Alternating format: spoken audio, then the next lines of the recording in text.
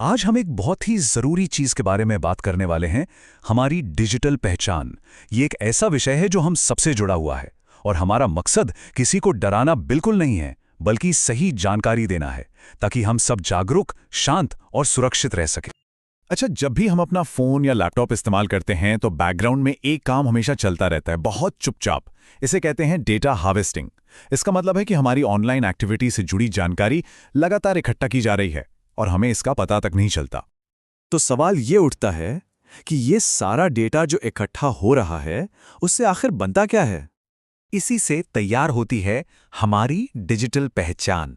ये एक तरह से हमारी ऑनलाइन परछाई है, एक ऐसी प्रोफाइल जो कंपनियां हमारी ऑनलाइन आदतों, हमारी पसंद नापसंद और यहां तक कि हमारी लोकेशन को मिलाकर बनाती हैं। ये हमारी डिजिटल दुनिया की एक पूरी तस्वीर है।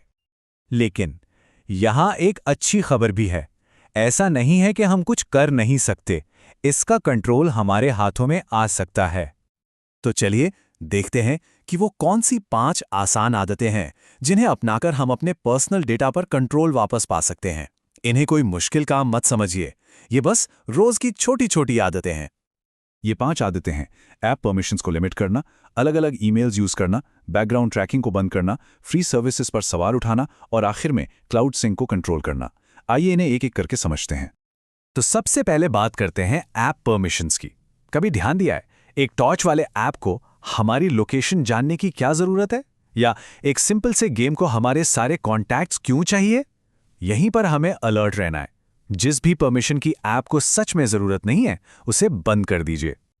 दूसरी आदत है अपनी डिजिटल लाइफ को थोड़ा बांट कर रखना।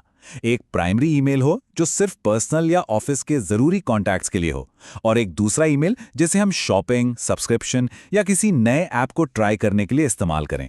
इससे होता यह है कि मार्केटिंग और ट्रैकिंग हमारे मेन इनबॉक्स तक नहीं पहुंच पाती। पता है, बहुत से ऐप्स ऐसे होते हैं जिन्हें हम बंद कर देते हैं, पर वो असल में बंद नहीं होते। वो बैकग्राउंड में चलते रहते हैं और लगातार हमारा डेटा भेजते रहते हैं। बस अपनी फ़ोन सेटिंग्स में जाकर इस बैकग्राउंड ट्रैकिंग को बंद कर देना। ये एक छोटा सा स्टेप है, पर इसका असर बहुत बड़ा है। अब आते हैं चौथी आदत पर, और ये एक नियम है जिसे हमेशा याद रखना चाहिए। अगर कोई सर्विस फ्री है तो हो सकता है कि प्रोडक्ट आप हो। जी हाँ, ज़्यादातर फ्री सर्विसेज असल में हमारा डेटा बेचकर ही पैसा कमाती हैं। तो अगली बार कुछ भी फ्री में लेने से पहले एक पल रुकें और ज़रूर सोचें। और हमारी 5वीं आदत है क्लाउड सिंक को कंट्रोल करना। देखिए, क्लाउड स्टोरेज बहुत सुविधाजनक है, इसमें कोई शक नहीं। लेकिन इसका दूसरा पहलू यह है कि हमारा सारा पर्सनल डेटा किसी दूसरी कंपनी के सर्वर पे होता है। तो जो बहुत सेंसिटिव फाइलें हैं, उनके लिए ऑटो सिंक बंद करना और उन्हें अपने ही डिवाइस पर रखना ज़्यादा सेफ हो सकता है। तो ये जो 5 आदतें हमने देखी, ये सिर्फ टेक्निकल सेटिंग्स नहीं है। ये असल में एक माइंडसेट है, एक सोच है। ये समझने की सोच कि हमारी प्राइवेसी ही हमारी असली पावर है। अपने पर्सनल डेटा को किसी खजाने की तरह देखिए। जैसे हम अपना खजाना किसी को भी यूं ही नहीं दे देते, वैसे ही अपने डेटा की कीमत को समझिए। इसे हल्के में बिल्कुल मत लीजिए।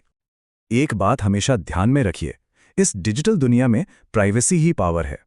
हम अपनी जानकारी को जितना प्रोटेक्ट करेंगे, उतना ही हम आज़ाद और सेफ महसूस करेंगे।